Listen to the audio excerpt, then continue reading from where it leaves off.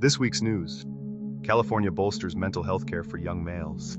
On July 30th, 2025, California Governor Gavin Newsom signed an executive order to reduce suicide rates and isolation among boys and men. The order mandates state agencies to propose improved access to education, community programs, and mental health support tailored to young men. Former England cricketer's death prompts urgent call for mental health reforms.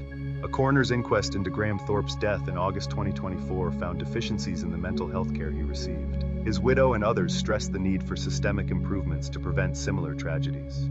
Cricketer Yuzvendra Chahal opens up about suicidal ideation during divorce. India's leg spinner spoke candidly about his internal struggles while publicly dealing with a high-profile divorce, aiming to reduce stigma around male emotional pain. Study: season of birth linked to depression risk in men. A recent Canadian study suggests that men born during summer months may be at a higher lifetime risk of depression, a new perspective in understanding mood disorders.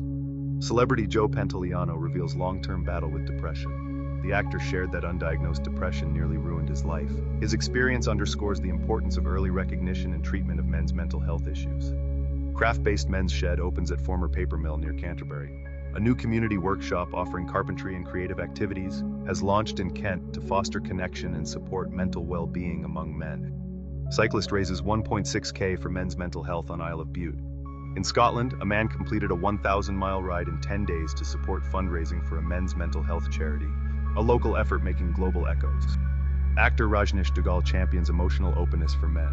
The Indian actor advocates for men to share feelings beyond typical topics like sports, highlighting a broader cultural shift toward vulnerability in male spaces. These stories reflect diverse approaches to men's mental health, spanning policy change, public disclosures, local activism, and scientific insight. Common themes include destigmatizing men's emotional expression, rethinking care systems, and creating safe spaces, from state orders to community-led initiatives.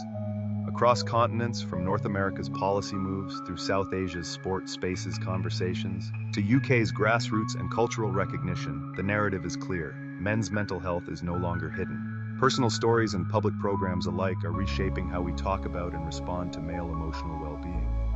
Tune in next week for more news on topic.